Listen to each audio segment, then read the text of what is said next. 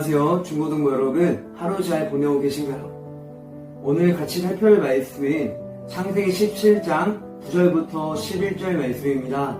제가 우리말 성경으로 읽어드리겠습니다. 하나님께서 아브라함에게 말씀하셨습니다.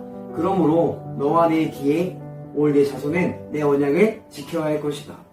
나와 너 사이에 그리고 내 뒤에 올 자손 사이에 맺은 내 언약, 곧 너희가 지켜야 할 언약은 이것인데 너희 가운데 모든 남자는 다 할례를 받아야 한다. 너희는 포표리 되어 할례를 행하여라. 이것이 나와 너희 사이에 맺은 언약의 표시가 될 것이다. 아멘. 오늘 본문 말씀은 정체성입니다. 하나님께서 아브라함과 언약을 맺으십니다. 언약은 법적인 구속력을 가진 서로 간의 약속입니다. 그리고 언약을 맺은 아브라함과 그의 후손들에게 한 가지를 요구하십니다. 무엇일까요? 바로 할례입니다.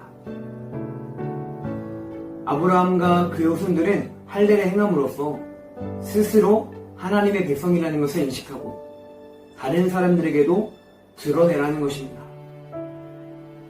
아브라함의 후손들인 이스라엘 백성들은 세 가지를 지킴으로써 스스로도 하나님의 백성이라는 것을 인식하고 다른 사람들에게도 드러냈습니다. 무엇일까요? 첫째, 절기입니다. 유대인들에게는 3대 절기가 있었습니다. 유월절, 맥추절, 초막절입니다. 또한 토요일마다 지키는 절기인 안식일이 있었습니다. 둘째, 유대인들에게는 음식법이 있었습니다. 음식들을 정결한 음식, 부정한 음식으로 구분해서 먹고 안 먹고를 했습니다. 셋째, 할례가 있었습니다. 그렇다면 우리에게는 어떤 것이 있을까요?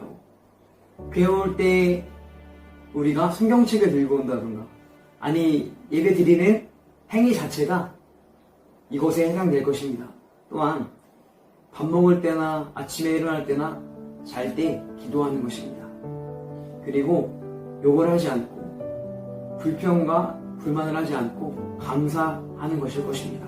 무엇보다도 하나님의 말씀대로 사는 것입니다. 우리는 우리의 뜻과 생각을 가지고 살아가는 것이 아니라 우리의 유익과 욕심을 위해 살아가는 것이 아니라 하나님의 말씀대로 살아가야 합니다. 그럴 때 우리는 스스로도 하나님의 백성이라는 것을 인식하고 다른 사람들에게도 드러낼 수 있을 것입니다. 말씀을 정리하겠습니다. 우리가 스스로 하나님의 백성인 것을 인식하고 다른 사람들에게 드러내는 것은 매우 중요합니다. 왜냐하면 그때 우리에게 신앙의 유익이 있고 다른 사람을 하나님께로 인도할 수 있기 때문입니다. 이를 위해서 우리는 날마다 기도해야 됩니다.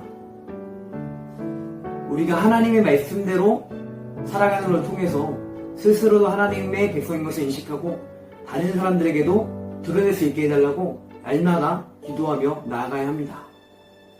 같이 기도하기 원합니다. 첫째, 날마다 하나님의 말씀대로 살아감으로 하나님의 백성인 것을 스스로 인식하고 드러내게 해달라고. 둘째, 중고등부가 주 안에서 하나 되게 해달라고.